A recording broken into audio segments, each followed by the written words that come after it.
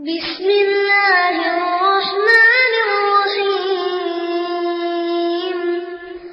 إذا جاء نصر الله والفتح ورأيت الناس يدخلون في دين الله أفواجا فسبح بحمد ربك واستغفره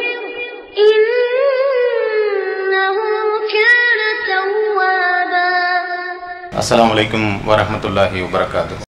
எல்லாம் அல்ல அல்லாஹ்வின் நல்லடியார்களே, அல்லாஹ்வுடைய மார்க்கத்தை அதன் தூய்மையான வடிவிலே அறிந்து கொள்ள வேண்டும் என்கின்ற பேராவலிலே நாம் எல்லாம் இங்கு திரளாக குழுமி இருக்கின்றோம். லா இலாஹ இல்லல்லாஹ் முஹம்மது ரசூலுல்லாஹ் என்ற கலிமாவை என்ற சொல்லை யாரெல்லாம் அல்லாஹுவின் திருப்பொருத்தத்தை நாடி மொழிந்தார்களோ அவர்கள் சொர்க்கத்திலே பிரவேசிப்பார்கள். ஒருவர் இஸ்லாத்தை ஏற்றுக்கொள்வதாக இருந்தால் வணக்கத்துக்குரியவன் அல்லாஹுவை தவிர வேறு யாருமே இல்லை, முஹம்மது நபி அவர்கள் அல்லாஹுடைய தூதராக இருக்கின்றார் என்கின்ற இந்த சொல்லை அல்லாஹுடைய திருமுகத்தை நாடி சொல்லுவார் என்று சொன்னால் அவர் முஸ்லிமாக அறியப்படுகின்றார்.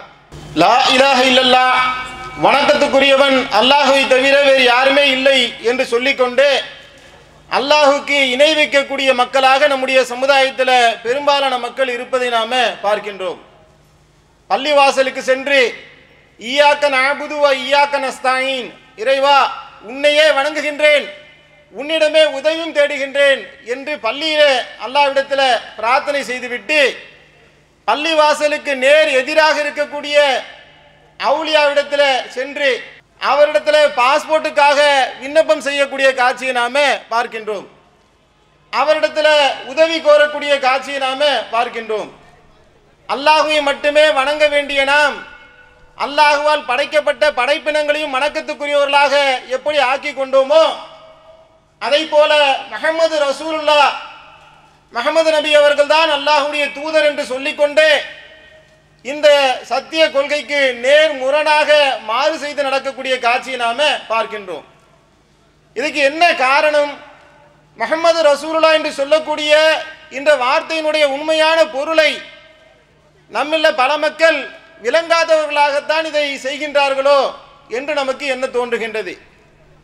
ஒரு வார்த்தையை நாம் மொழிகின்றோம் என்று சொன்னால் அந்த வார்த்தைக்கு உள்ள ஏராளமான அர்த்தங்கள் அதில் புதிந்து கிடப்பதை நாம பார்க்கின்றோம். உதாரணத்துக்கு சொல்வதாக இருந்தால் திருமண அவைகளில் நீங்க பார்க்கலாம், மணமகனிடத்தில் அந்த தப்தரில் போய் கையெழுத்து வாங்கிட்டு மணப்பெண்ணிடத்தில் போய் சம்மதத்துக்காக போகுவாங்க. அப்ப இவ்வளவு மகரை பெற்றுக்கொண்டு இந்த மணமகனை திருமணம் முடித்துக் கொள்வதற்கு உங்களுக்கு சம்மதமா என்று அந்த மணப்பெண்ணிடத்தில் பொறுப்பாளர்கள் சென்று கேட்பார்கள். அப்படி கேட்கக்கூடிய நேரத்தில் அந்த மணப்பெண் சம்மதம் என்கின்ற ஒரு வார்த்தையை சொல்லுவார்கள். இதெல்லாம் நம்ம பரவலாக அறிந்த ஒன்றுதான். இப்போது சம்மதம் என்று சொன்ன இந்த வார்த்தைக்கு உள்ள என்னென்ன மாதிரியான சம்மதங்கள்லாம் அடங்கி இருக்குதே. இதுவரையிலும் என்னை தொடுவதற்கு அனுமதிக்காத நான் இந்த ஆணை என்னை தீண்டுவதற்கு நான் சம்மதிக்கின்றேன் என்கின்ற அர்த்தம் அந்த சம்மதத்துக்குள்ள அடங்கி இருக்குது. இரண்டாவதாக, என்னுடைய கணவனுக்கு யாரெல்லாம் உறவினர்களோ அவர்கள் அனைவரும் எனக்கும் உறவினர்களாக ஆக்கி கொள்வதற்கு நான் சம்மதிக்கிறேன். அப்படிதானே அர்த்தம். கணவனுடைய தாயார் இந்த அம்மாவுக்கு மாமியாராக ஆயிடுறாங்க, கணவனுடைய தகப்பனார் இந்த அம்மாவுக்கு மாமனாராக மாறிடுறாங்க, கணவனுடைய தம்பி இந்த அம்மாவுக்கு கொழுந்தனராக ஆகுறாங்க.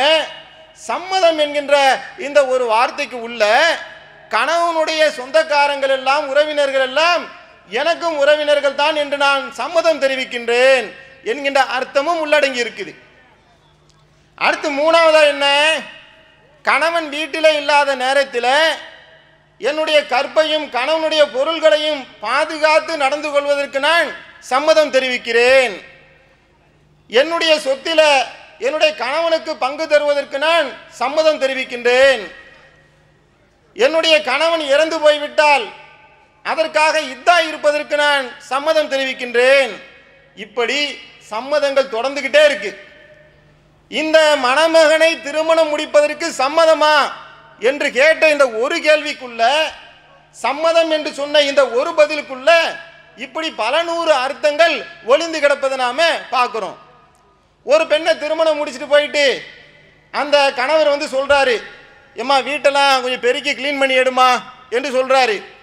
உடனே அந்தம்மா அங்கிருந்து, நான் உன்னைத்தானே கல்யாணம் பண்ண சம்மதிச்சேன், இந்த வீட்டில் சோறாக்குறது, வீட்டை கிளீன் பண்றது, குழந்தைய பெத்தெடுக்கிறது, அது வளர்க்கிறது, இந்த வேலைக்கெல்லாம் நான் சம்மதிக்க மாட்டேன் என்று சொன்னால் அதை நம்ம ஏற்றுக்கொள்வோமா? திருமணத்தில் கணவனை சம்மதம் என்று ஒப்புக்கொண்ட பின்னால் இது எல்லாமே அதில் அடங்கியிருக்கு என்கின்ற உள்ள அர்த்தத்தை நாம் எப்படி விளங்கி கொண்டோமோ அதை போல முஹம்மது ரசூலுல்லா என்கின்ற இந்த ஒற்றை வார்த்தையை நாம் ஏற்றுக்கொள்ளக்கூடிய நேரத்தில் இதற்குள்ள என்னென்ன ஷரத்துக்கள்லாம் அடங்கியிருக்கு, என்னென்ன விதிமுறைகள்லாம் இதில் ஒளிந்து கிடக்கு, என்னென்ன மாதிரியான பொருளை இது வழங்குகின்றது என்பதை விளங்குவதுதான் இந்த முஹம்மது ரசூலுல்லா என்ற தலைப்பினுடைய நோக்கமாக இருக்கின்றது. அன்பார்ந்த சகோதரர்களே, முஹம்மது ரசூலுல்லா என்று நாம் ஏற்றுக்கொண்ட பின்னால் அல்லாஹு தாலா திருக்குரானிலே சொல்லி காட்டுகின்றான். 47வது அத்தியாயத்துடைய 33வது வசனத்தில், யா ஐயுஹல்லதீன ஆமனு அத்திவுல்லாஹ வ அத்திவு ரசூல வலா துப்துல ஆமாலுக்கும். ஈமான் கொண்டவர்களே, நீங்கள் அல்லாஹுக்கு கட்டுப்படுங்கள், அல்லாஹ்வுடைய தூதருக்கு கட்டுப்படுங்கள், உங்களுடைய அமல்களை நீங்கள் பாழாக்கி விடாதீர்கள் என்று அல்லாஹு தாலா திருக்குரானிலே சொல்லி காட்டுகின்றான். அப்ப முஹம்மது ரசூலுல்லா என்று ஒருவர் ஏற்றுக்கொண்டார் என்று சொன்னால் அல்லாஹ்வுடைய தூதர் எதையெல்லாம் சொல்லுகின்றார்களோ அதற்கு நான் கட்டுப்பட்டு நடப்பேன் என்கின்ற அர்த்தம் அதுக்குள்ள இருக்கின்றது. அல்லாஹு தஆலா இன்னொரு இடத்துல சொல்லி காட்டுகின்றான், லக்கது கானலக்கும் ஃபீ ரசூலுல்லாஹி உஸ்வத்துல் ஹஸனா. இந்த நபியிடத்தில் உங்களுக்கு அழகிய முன்மாதிரி இருக்கின்றது. நபிகள் நாயகம் ஸல்லல்லாஹு அலைஹி வஸல்லம் அவர்கள் எதையெல்லாம் சொன்னார்களோ, எதையெல்லாம் செய்தார்களோ, எதையெல்லாம் கட்டளையிட்டார்களோ அதை அனைத்தையுமே என்னுடைய வாழ்க்கையில நான் கடைபிடிப்பேன், முன்மாதிரியாக எடுத்துக்கொள்வேன் என்று விளங்குவதுதான் முஹம்மது ரசூலுல்லா. இன்னைக்கு பார்க்கிறோம், ஒரு சினிமாவில் நடிக்கக்கூடிய ஒரு கூத்தாடியை, ஒரு நடிகனை பின்பற்றக்கூடிய ஒரு ரசிகன், அவன் செய்கிறான், தன்னுடைய தலைவன் என்னென்னலாம் செய்கிறானோ அதை தன்னுடைய வாழ்க்கையில் பின்பற்றக்கூடிய காட்சியை நாம் பார்க்குறோம். அவன் எப்படி தலை வர்றானோ அதே மாதிரி தலை வாரிக்கிறான், அவன் எப்படி சட்டையை திறந்து போட்டு பனியன் தெரிகிற மாதிரி வரானோ அதே மாதிரி தான் சட்டையை திறந்து போட்டுக்கிறான். அவன் என்ன ஸ்லோகத்தை, என்ன வாசகத்தை, டயலாக படத்தில் அடிக்கிறானோ அதை தன்னுடைய ஆட்டோக்கு பின்னாடி எழுதி போட்டுக்கிறான். என்னன்னு கேட்டால் இது என் தலைவனுடைய வழி. அப்போ ஒரு வழிகட்ட வழியில் போகக்கூடிய ஒரு ரசிகன் அவன் விளங்கி வைக்கிறான், எனக்கு ரோல் மாடல் என் தலைவன் தான் என்று சொன்னால் தலைவனுடைய கட்டளைகளை ஏற்று நடத்த வேண்டும் என்று அவன் விளங்குறானே. அந்த மாதிரி நம்முடைய சமுதாய மக்களுக்கு ரப்புல் ஆலமீன் என்ன கட்டளையிடுறான், இந்த நபி இடத்துல உங்களுக்கு அழகிய முன்மாதிரி இருக்குன்னு சொல்லி இந்த தூதருக்கு நீங்கள் கட்டுப்பட வேண்டும் என்று ரப்புல் ஆலமீன் சொல்றானே. நம்ம மக்களிடத்துல இந்த நடைமுறை இருக்குதா? அப்ப தூதருக்குண்டான இலக்கணங்களில நம்ம என்னெல்லாம் மாறு செய்கிறோம்? அல்லாஹ்வுடைய தூதர் சொன்னார்கள், என்னை எவ்வாறு தொழ கண்டீர்களோ அவ்வாறு தொழுங்கள். அல்லாஹ்வுடைய தூதர் சொன்னாங்க. முஹம்மது ரசூலுல்லா என்று ஏற்றுக்கொண்ட ஒரு முஸ்லீம் என்ன செய்யணும்? அல்லாஹ்வுடைய தூதர் சொல்லிட்டாங்க, அது மாதிரி என்னுடைய தொழுகையை அமைச்சுக்குவேன் என்று வரணுமா இல்லையா?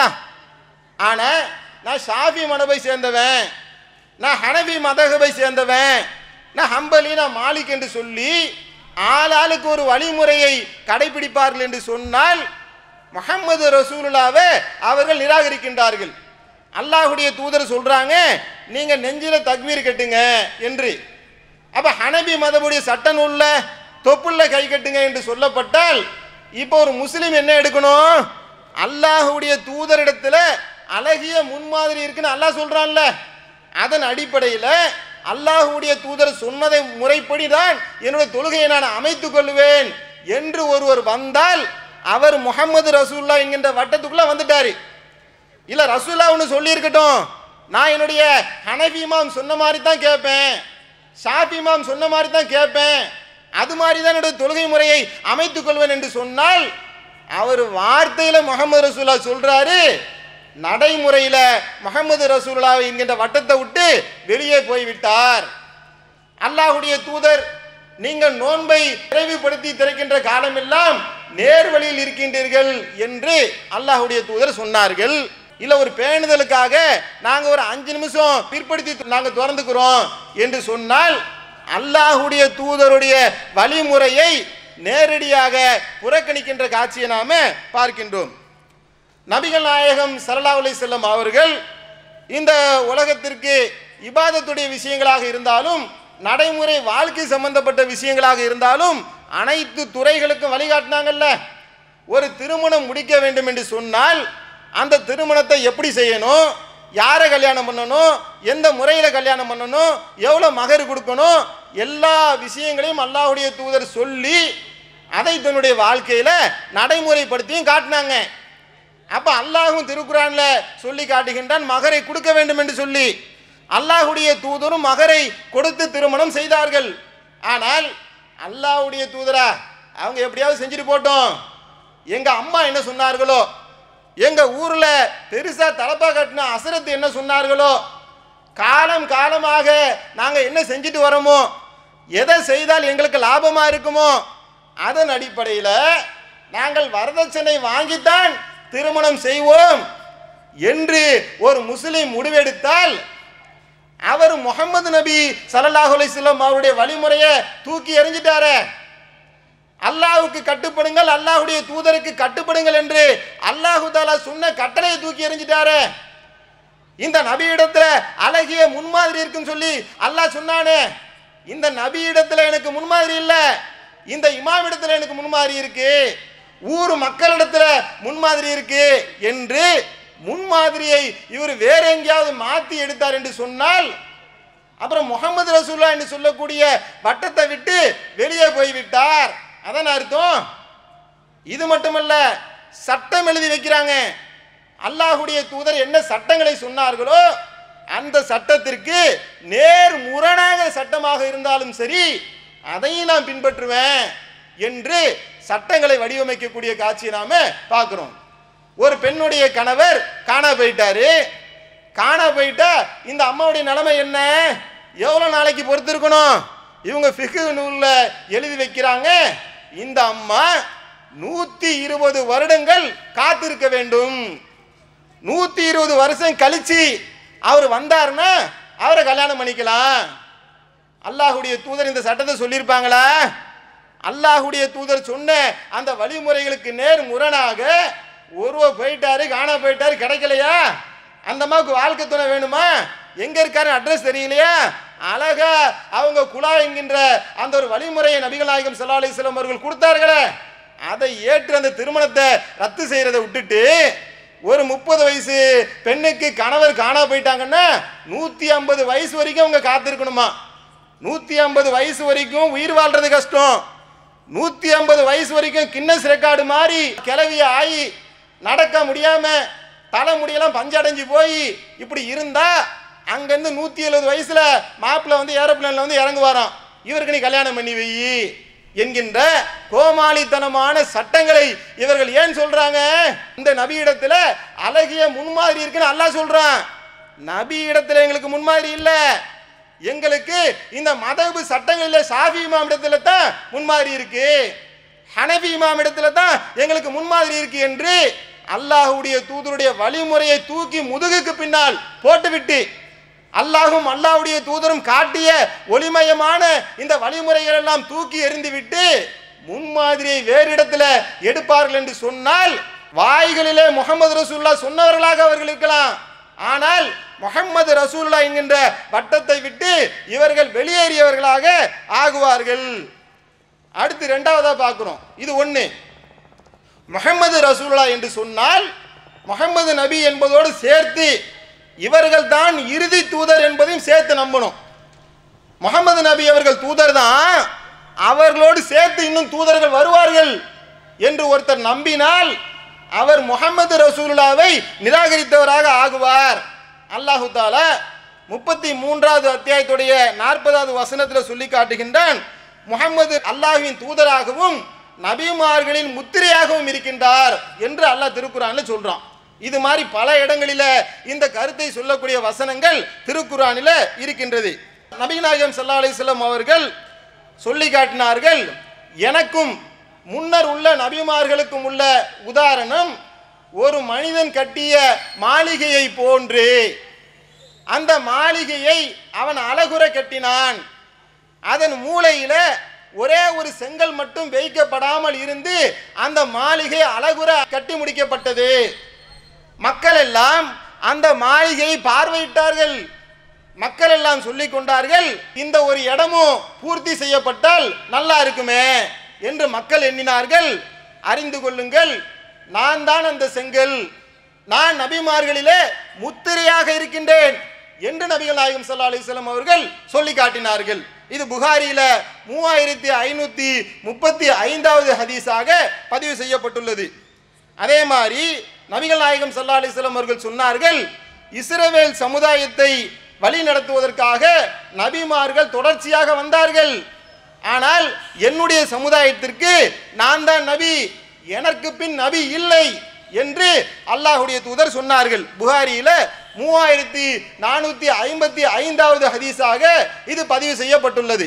முஹம்மது ரசூலுல்லாஹ் என்று நம்புவதோடு சேர்த்து முஹம்மது நபி அவர்கள் தான் அல்லாஹ்வுடைய தூதர், அவருக்கு பின்னால் எந்த இறை தூதரும் நபிமார்களும் வரமாட்டார்கள் என்று சேர்த்து நம்பினாத்தான் முஹம்மது ரசூலுல்லாஹ் பூர்த்தி ஆகும்.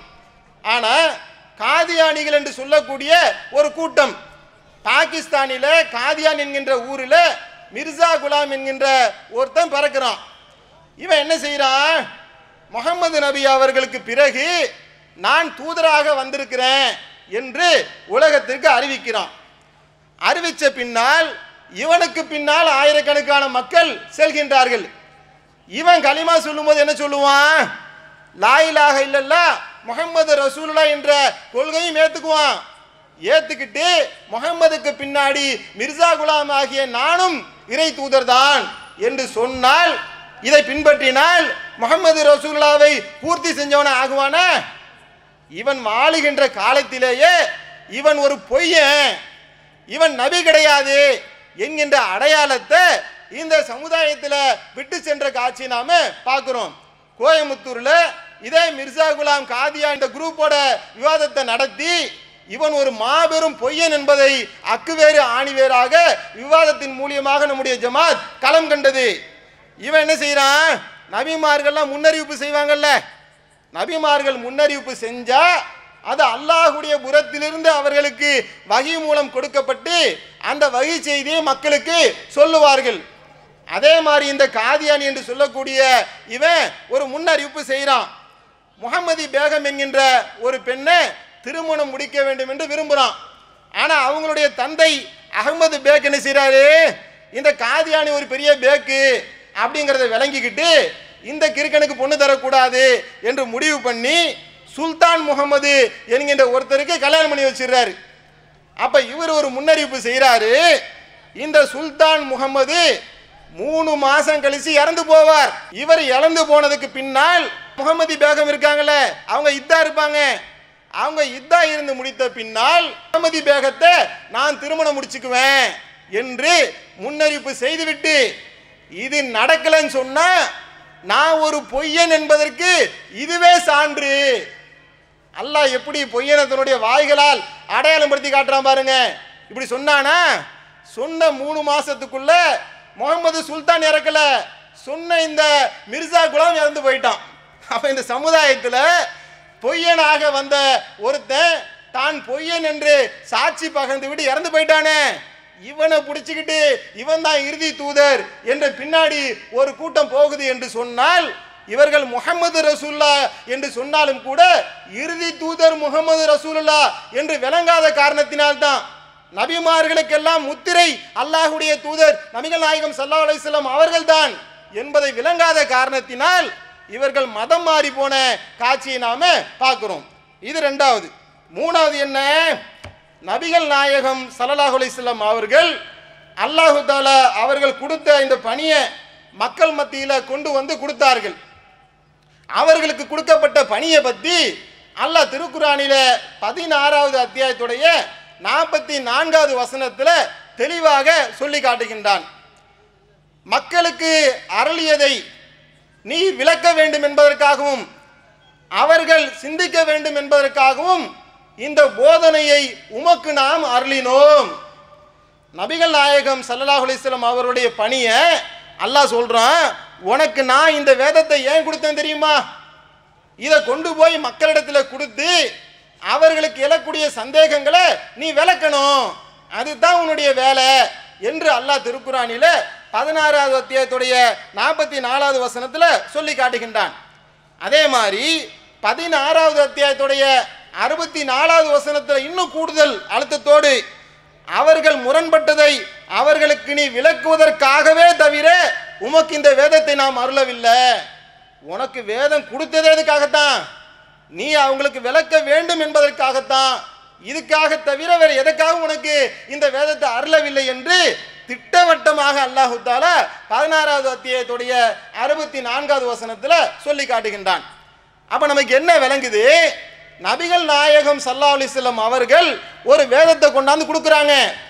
வேதத்தை கையில கொடுத்துட்டு இந்த வேதத்தை கொடுத்துறேன்பா எல்லாரும் படிச்சுக்குங்க எட்டு போற வேலை மட்டும் அல்லாஹ்வுடைய தூதருக்கு இல்லை. அந்த வேதத்தை கொடுத்து விட்டு அதிலே வரக்கூடிய சந்தேகங்கள் மக்களுக்கு ஏறும்ல. அல்லாஹ் குர்ஆன்ல சொல்லுவான், தொழுகணும்னு கட்டளை இடுவான், அந்த மக்கள் கேள்வி கேட்பாங்க. அல்லாஹ் தர்மம் செய்யணும்னு சொல்லுவான், மக்கள் கேள்வி கேட்பாங்க, எதை தர்மம் செய்யணும், எப்படி தர்மம் செய்யணும், எவ்வளவு தர்மம் செய்யணும் என்று கேள்வி கேட்டா அதை நபிகள் நாயகம் ஸல்லல்லாஹு அலைஹி வஸல்லம் அவர்கள் மக்களுக்கு விளக்குவார்கள். இப்படி விளக்க வேண்டிய கடமையும் பொறுப்பும் அல்லாஹ்வுடைய தூதருக்கு இருக்கு என்று நம்பினா தான் முஹம்மது ரசூலுல்லாஹ் பூர்த்தியாகும். ஆனா ஒரு கூட்டம் என்ன செய்யுது? விளக்க வேண்டிய பொறுப்புலாம் ரசூலுல்லாஹ்வுக்கு கிடையாது. குர்ஆனை கொண்டாந்து கொடுத்துட்டாங்களா, அத்தோட அவங்க வேலை முடிஞ்சு போச்சு. குர்ஆன்ல இருந்து நாம் என்ன செய்வோம்? நேரடியாக விளங்கி கொள்ளுவோம். அல்லாஹ்வுடைய தூதருடைய எந்த விதமான விளக்கமும் நமக்கு தேவையில்லை. அஹ்லே குர்ஆன் என்று சொல்லக்கூடிய ஒரு குழுமத்தை சார்ந்தவர்கள் இந்த ஒரு வாதத்தை எடுத்து வைக்கிறாங்க. ஆனா அவங்க கிட்ட போய் நீங்க கேளுங்களேன், அவங்களும் லா இலாஹ இல்லல்லாஹ் முஹம்மது ரசூலுல்லாஹ் தான் சொல்லுவாங்க. ஆனால் இந்த முஹம்மது ரசூலுல்லாஹ் என்கின்ற இந்த வார்த்தைக்கு உள்ளே அடங்கி இருக்கக்கூடிய இந்த தூதுத்துவத்தை விளக்க வேண்டிய பொறுப்பு அல்லாஹ்வுடைய தூதருக்கு இருக்க, அதை அவர்கள் நிராகரிக்கின்றார்கள். இப்படி யார் நிராகரிக்கின்றார்களோ அவங்க கிட்ட நாம என்ன செஞ்சோம்? சில பல கேள்விகளை எடுத்து வச்சோம். என்னப்பா, இந்த குர்ஆனை மட்டும் வைத்துக்கொண்டு உன்னால் விளங்க முடியுமா? தூதருக்கு விளக்க வேண்டிய பொறுப்பு இருக்குன்னு அல்லாஹ் சொல்றானே, சரி நீ விளக்குப்பா எங்களுக்கு என்று சில கேள்விகளை எடுத்து வச்சோம். அல்லாஹ் திருக்குர்ஆன்ல சொல்லி காட்டுகின்றான், வானம் பூமி படைக்கப்பட்ட காலத்தில் இருந்து மாதங்களுடைய எண்ணிக்கை 12, அதில் புனிதமாக்கப்பட்ட மாதங்கள் 4. இந்த மாதங்களிலே நீங்கள் போர் செய்யாதீர்கள் என்று அல்லாஹ் தஆலா திருக்குர்ஆனில ஒரு இடத்துல சொல்லி காட்டுறான். அப்ப நாம என்ன கேள்வியை வைக்கிறோம்?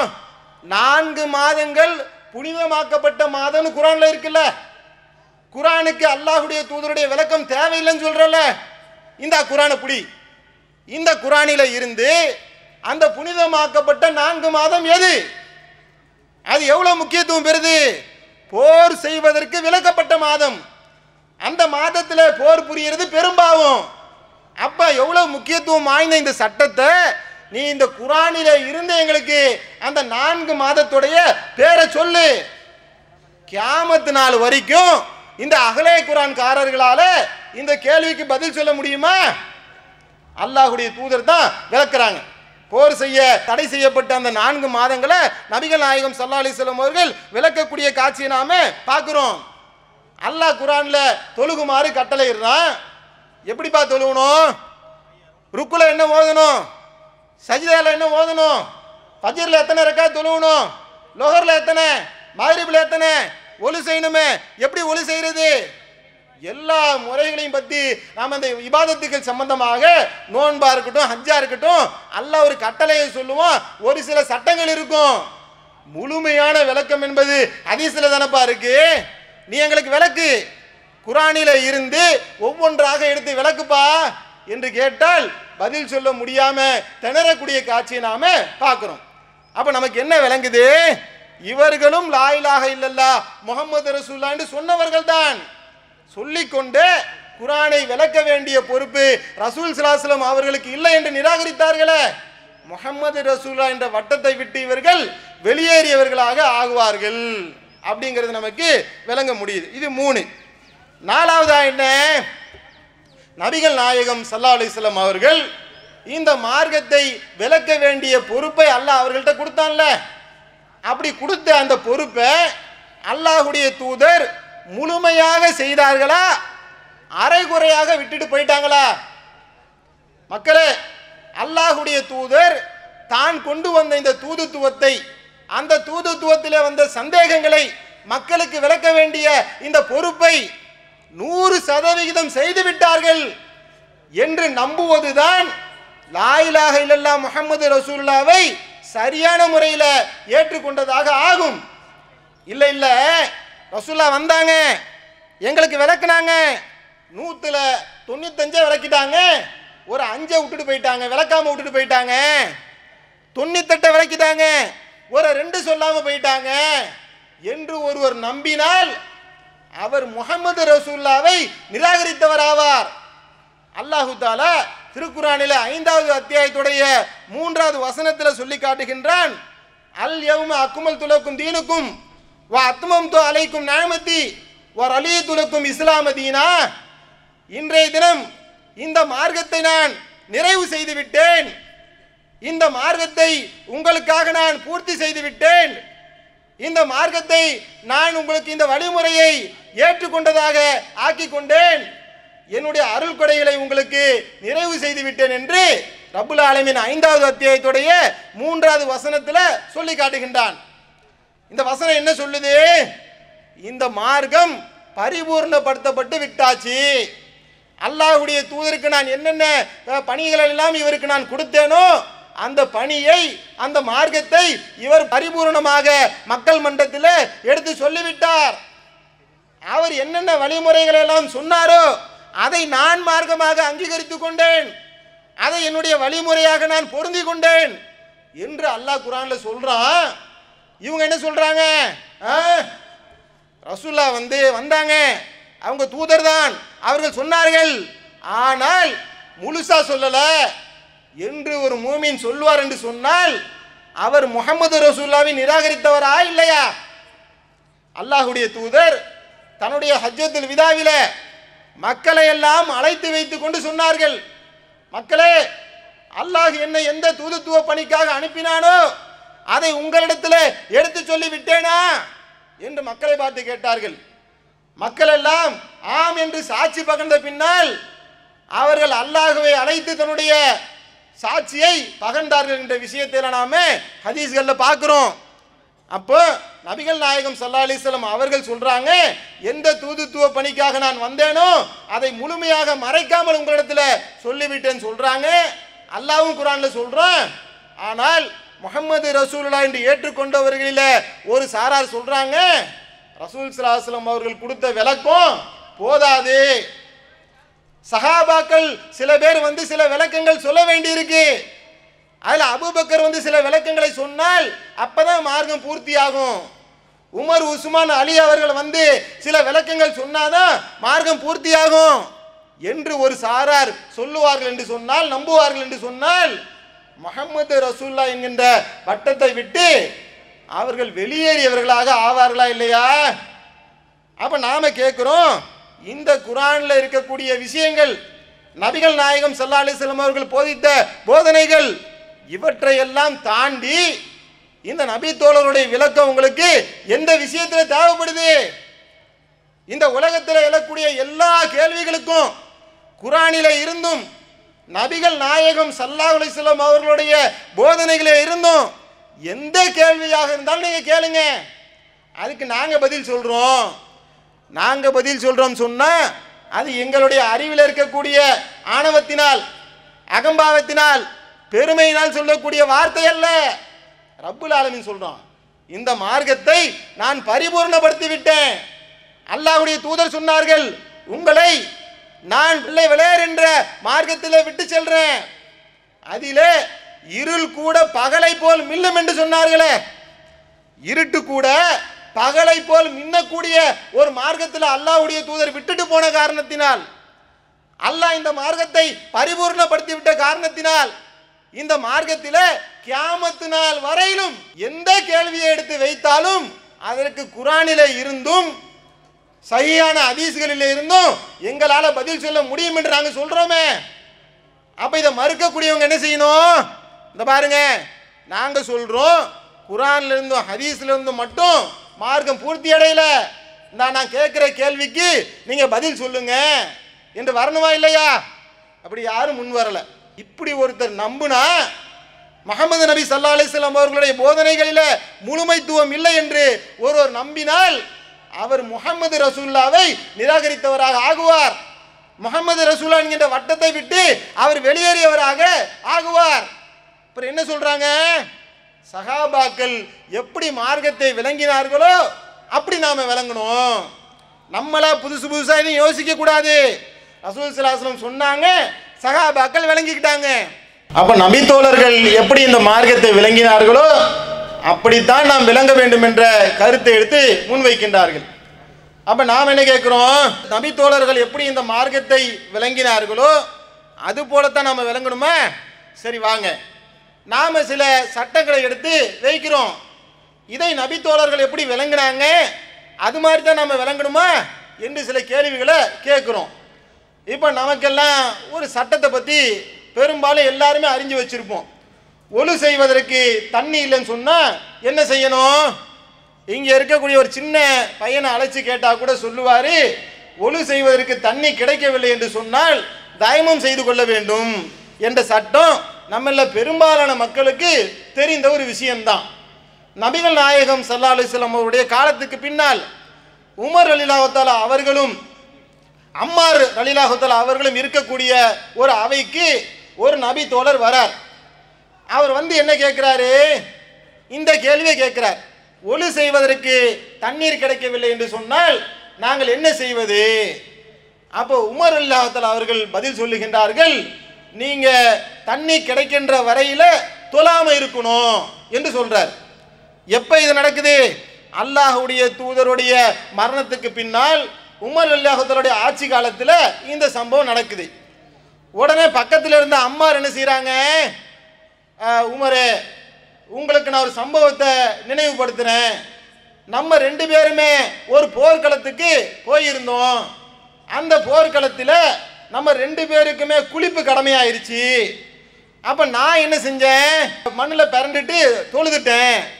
நீங்கள் இப்போ சொன்ன மாதிரியே ஒழு செய்ய தண்ணி கிடைக்காம இருந்த காரணத்தினால தொழாமல் இருந்துக்கிட்டீங்க. பிறகு நம்ம ரெண்டு பேருமே அல்லாஹ்வுடைய தூதரிடத்தில் வந்து சட்டம் கேட்டோம்.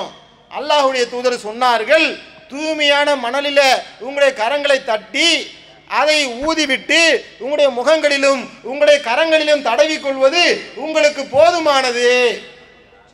அல்லாஹ்வுடைய தூதர் தண்ணீர் கிடைக்காத போது என்ன செய்யணும் என்று அழகான செய்யறாங்க சட்டத்தை சொன்னாங்க. இதை அம்மார் ரலியல்லாஹு தஆலா அவர்கள் உமர் ரலியல்லாஹு தஆலா அவர்களுக்கு ஞாபகம் ஊட்டுறாங்க. உமர் ரலியல்லாஹு தஆலா அவர்களுக்கு ஏற்பட்ட கடுமையான மறதியின் காரணத்தினால என்னவோ அவங்க சுத்தமாக அதை மறந்துட்டு சொல்றாங்க, அம்மாரே அல்லாஹ்வுக்கு அஞ்சிக்க. நடக்காத ஒரு விஷயத்தை சொன்னா நாம் எப்படி பேசுவோம்? அந்த மாதிரி சொல்லுகின்றார்கள். அப்ப அல்லாஹு தஆலா சொல்லக்கூடிய சட்டம் குர்ஆன்ல இருக்கு. 5வது அத்தியாயத்துடைய 6வது வசனத்துல தைமத்துடைய சட்டம் இருக்கு. அல்லாஹ்வுடைய தூதர் சொன்ன வழிமுறை இருக்கு. இந்த ரெண்டு வழிமுறையும் இருக்கும் பொழுது உமர் ரலியல்லாஹு தஆலா அவர்கள் எப்படி வழங்குறாங்க? தண்ணி கிடைக்கலன்னு சொன்னா தண்ணி கிடைக்கிற வரைக்கும் தொழாம இருக்கணும் என்று அவர்கள் விளங்குறாங்க. அதே மாதிரி இன்னொரு சம்பவம், அபு மூசா என்று சொல்லக்கூடிய நபி தோழரும் அப்துல்லா பின் மசூத் என்று சொல்லக்கூடிய நபி தோழரும் இருக்கக்கூடிய ஒரு அவைக்கு ஒரு நபி தோழர் வரார்.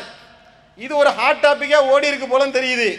அங்கேயும் வந்து இதே கேள்வி கேட்கப்படுது, ஒழு செய்வதற்கு தண்ணி இல்லைன்னு சொன்னா என்ன செய்யறது என்ற கேள்வியை கேட்ட உடனே அப்துல்லா பின் மசூத் என்ன செய்யறாரு?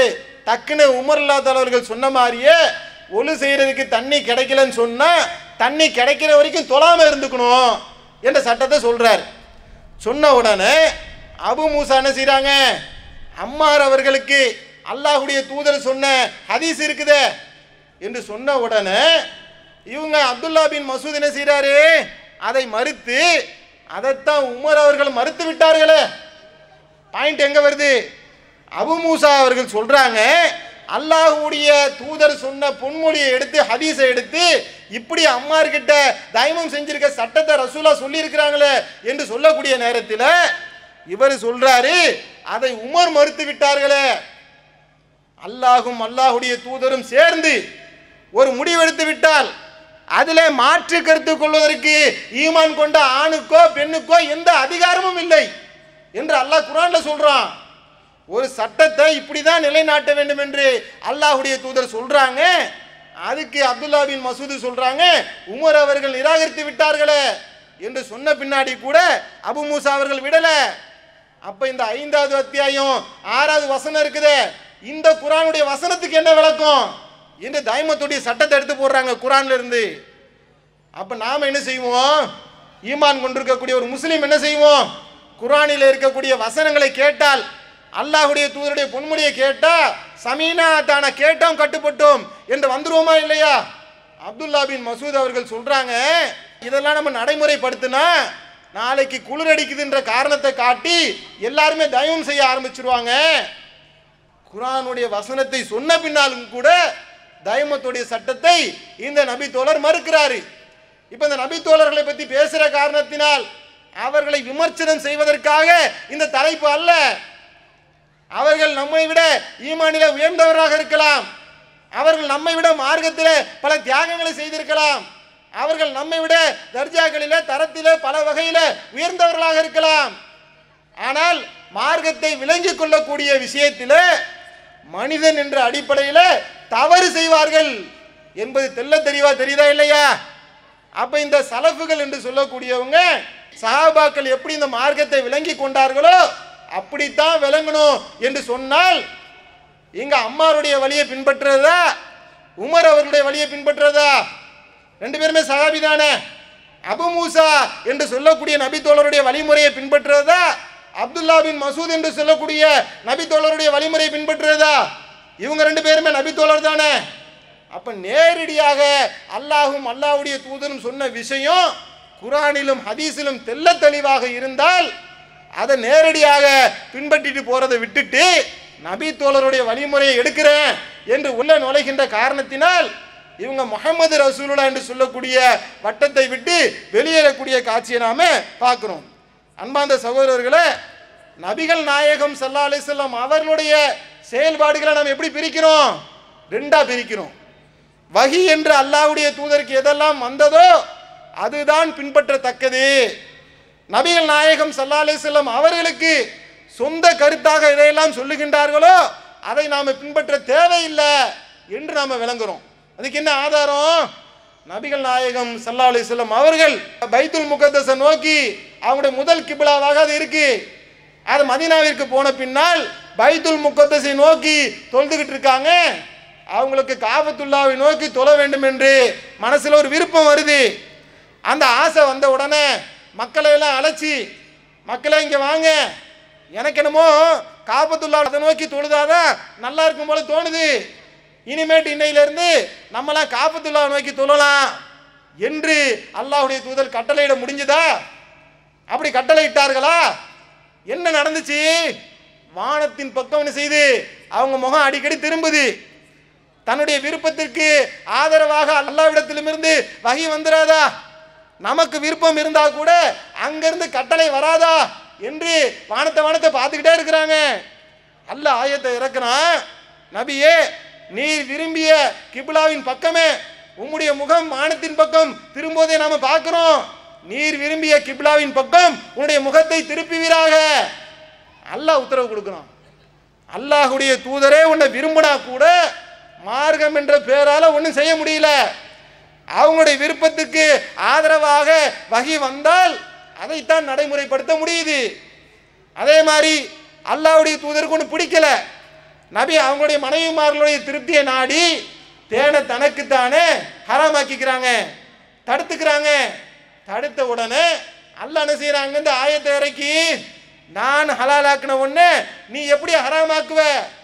உன் மனைவிமாருடைய திருப்தியை நாடி நீ எப்படி ஹராமாக்குவ என்று அல்லாஹ் கேள்வி எழுப்புறானா இல்லையா, கண்டிக்கிறானா இல்லையா? அப்ப நமக்கு என்ன விளங்குது இந்த சம்பவங்களை பார்க்கும் பொழுது? ரசூல் ஸல்லல்லாஹு அலைஹி வஸல்லம் அவர்களுக்கு ஒன்று விருப்புக்குரியதாக இருந்தாலோ ஒன்று வெறுப்புக்குரியதாக இருந்தாலோ அவங்க இஷ்டப்படி என்ன செய்ய முடியாது, இந்த மார்க்கத்தில் எந்த ஒன்றையும் சொல்ல முடியாது. அல்லாஹ்வுடைய வஹீக்கு ஒப்பத்தான் அவர்கள் இந்த மார்க்கத்தை சொல்ல முடியும். அதற்கு மாறாக ஒன்றிரண்டு மனிதன் என்ற அடிப்படையில் தவறு செய்தால் அதை அல்லாஹ் வஹீ இறக்கி கண்டிப்பான் என்று நமக்கு விளங்குதுன்னு சொன்னா, இப்ப நபி தோழர்கள் அவர்களை பின்பற்ற வேண்டும் என்ற சட்டத்தை எடுக்கிறோமே, அப்படி யாரெல்லாம் சொல்றாங்களோ ஒரு காலம் அந்த நபி தோழர்கள் தவறாக சொல்லும் பட்சத்தில் அல்லாஹ்ட்ட அந்த வஹீ வருமா?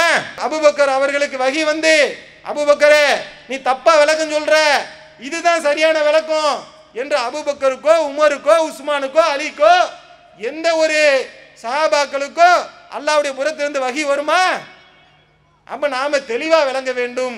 அல்லாஹ்வுடைய தூதரையே அந்த வஹீயை வைத்துத்தான் நாம் பின்பற்றுகின்றோம் என்று சொன்னால் வஹீ வராத எந்த ஒரு மனிதரையுமே நாம பின்பற்றதுக்கு தகுதியானவர்களாக ஏற்றுக்கொள்ள மாட்டோம் என்று நம்புவதுதான் முஹம்மது ரசூலுல்லாஹ்வுடைய பரிபூர்ணத்தை குறிப்பதாக இருக்கும். அப்ப நாம மொத்தமா தொகுத்து பார்ப்பதாக இருந்தால், நான் கட்டுப்படுவது, நான் முன்மாதிரியாக எடுத்து நடப்பது, இறுதி தூதர் என்று நம்புவது, அல்லாஹ்வுடைய தூதருக்குத்தான் இந்த விளக்கக்கூடிய பொறுப்பு இருக்கு என்று ஏற்பது, அப்படி விளக்கியது முழுமையாக இருக்கின்றது. அதற்கு மேல் எந்த மேல்மிச்ச விளக்கமும் தேவையில்லை.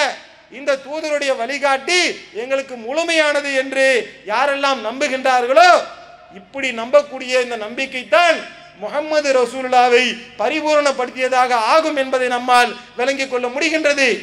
இந்த வழிமுறைகளுக்கெல்லாம் மாறாக யாருடைய செயல்பாடுகள்லாம் இருக்கின்றதோ அவர்கள் முஹம்மது ரசூலுல்லாஹ் என்ற இந்த வட்டத்தை விட்டு வெளியேறுகளாக ஆகுவார்கள் என்பதை விளங்கிக் கொண்டு லா இலாஹ இல்லல்லாஹ் முஹம்மது ரசூலுல்லாஹ் என்று சொல்லக்கூடிய இந்த கொள்கையில நாம நிலைத்து நிற்க வேண்டும். இது ஒன்று. இரண்டாவது என்ன, இந்த கொள்கையை நாம் ஏற்றுக்கொள்வதோடு இந்த மார்க்கம் பரிபூர்ணம் அடைஞ்சிருச்சா? அல்லாஹ் திருக்குர்ஆனிலே சொல்லி காட்டுகின்றான், யார் ஈமான் கொண்டு நல்ல அமல்கள் செய்கின்றார்களோ அவர்களை சொர்க்க சோலைகளிலே நாம் பிரவேசிக்க செய்வோம். நம்பிக்கை பூர்த்தி அடைஞ்ச மாதிரி நம்முடைய காரியங்கள், நம்முடைய நல்ல அமல்கள் நம்மிடத்தில் இருக்க வேண்டும் என்று திருக்குர்ஆன் நமக்கு கட்டளையிடுகின்றது. அப்ப நாம அந்த அடிப்படையில் நாம் நல்ல அமல்களை செய்யும் விதமாக ரெண்டு விதமான அமல்களை இஸ்லாம் நமக்கு கட்டளையிடுது. ஒன்று என்ன, இறைவனுக்கு செய்ய வேண்டிய கடமை, இன்னொன்று மனிதனுக்கு செய்ய வேண்டிய கடமை. எந்த ஒரு நல்ல அமலை எடுத்துக்கொண்டாலும் இந்த ரெண்டுக்குள்ள அடங்கும். தொழுகை, வணக்கம், இபாதத்து, ஹஜ்ஜு, இது போன்ற விஷயங்கள் எல்லாம் இறைவனுக்கு செய்ய வேண்டிய கடமை. மனிதனுக்கு செய்ய வேண்டிய கடமை தான தர்மம், உதவுறது, இது மாதிரியான விஷயங்கள் எல்லாம் மனிதனுக்கு செய்ய வேண்டிய கடமைகளில் அடங்கும். அப்ப இந்த மனிதர்களுக்கு செய்ய வேண்டிய கடமைகளில் தமிழ்நாடு தௌஹீத் ஜமாத் என்று சொல்லக்கூடிய இந்த பேர் அமைப்பு வெறும் மார்க்கத்தை மட்டும் சொல்லிட்டு பள்ளிவாசலில் உட்கார்ந்து மார்க்கத்தை முடிச்சுட்டு போயிடாம நபிமார்களுடைய வழிமுறைகளை பின்பற்றி இந்த சமுதாய மக்களுக்கு நன்மை தரக்கூடிய பல திட்டங்களை, பல சேவைகளை அல்லாஹ்வுடைய திருமுகத்தை நாடி நாம செய்து கொண்டு வருகின்றோம்.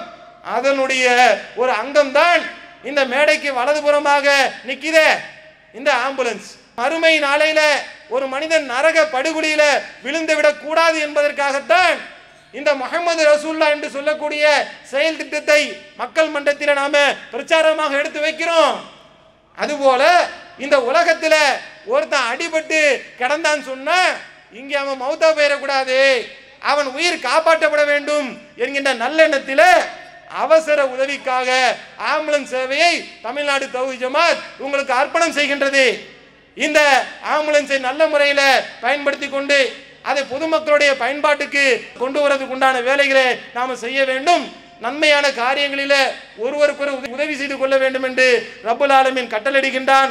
அந்த அடிப்படையில் நன்மையிலும் இறையச்சத்திலும் ஒருவருக்கொரு உதவி செய்து கொள்ளக்கூடிய நன்மக்களாக ரப்புல் ஆலமீன் உங்களையும் என்னையும் ஆக்கி அருள் புரிவானாக என்று கூறி என்னுடைய உரையை நிறைவு செய்கின்றேன். வாகிர் துவானா அனில் ஹம்துலில்லாஹி ரப்பில் ஆலமீன். அல்லாஹ்